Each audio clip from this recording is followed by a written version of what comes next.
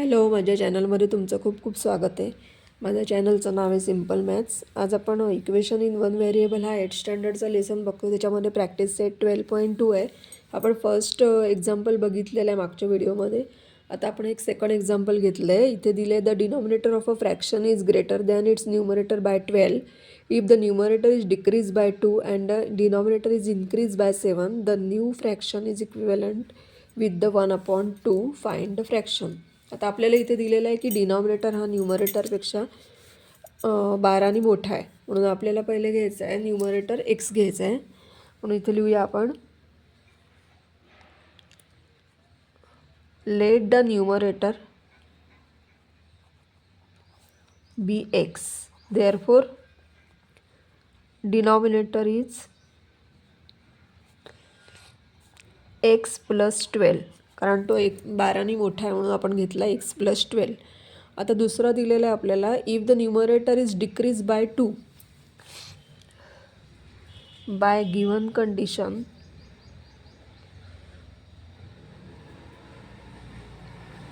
The numerator is decrease by 2. म्हणून आपला numerator येणार आपला एक्स मायनस 2.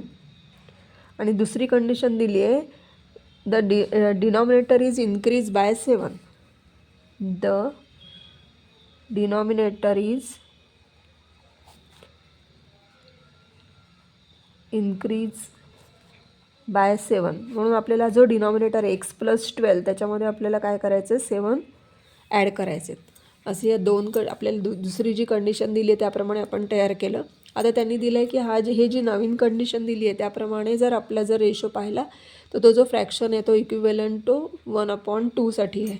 म्हणून आपण इथे घेऊया x minus 2 upon x plus 12 plus 7 is equal to 1/2. असं आपलं एक इक्वेशन तयार झालं. आता हे इक्वेशन आपल्याला सॉल्व करायचं आहे. इथे येणार एक्स मायनस 2 तसाच राहील. इथे जे 12 प्लस 7 आहे ते आपण ॲड करूया. एक्स प्लस 19 झाले ते 1/2. आता असं जेव्हा इक्वेशन असतं तेव्हा आपल्याला काय करायचं आहे क्रॉस मल्टिप्लाय करायचं आहे. म्हणजे या एक्स मायनस 2ला 2नी मल्टिप्लाय करायचं आणि एक्स प्लस 19ला 1नी मल्टिप्लाय करायचं. तर आपल्याला इथे लिहायला लागेल 2 multiply by x minus 2 is equal to 1 multiply by x plus 19. 2नी जर याला मल्टिप्लाय केलं तर येतात 2x minus 4 is equal to 1नी मल्टिप्लाय केल्यामुळे आपण इथे काहीच फरक दिसत नाही. आपण 1नी मल्टिप्लाय केल्यामुळे इथे येणार एक्स प्लस 19. आता हे जे 4 आहेत ते आपण इकडे नेले तर ते काय होणार प्लस होणार. म्हणून इथे आपण 2x is equal to x plus 19 plus 4.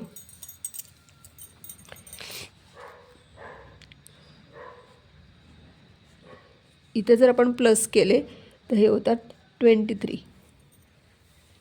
आता हा जो एक्स आहे हा एक्स आपल्याला इकडे मायनस करायचा आहे, कारण हा इकडे आहे तो इकडे आला की मायनस होईल. 2x एक्स गेले तर एक्स राहतात. म्हणून इथे येणार एक्स इज इक्वल टू 23.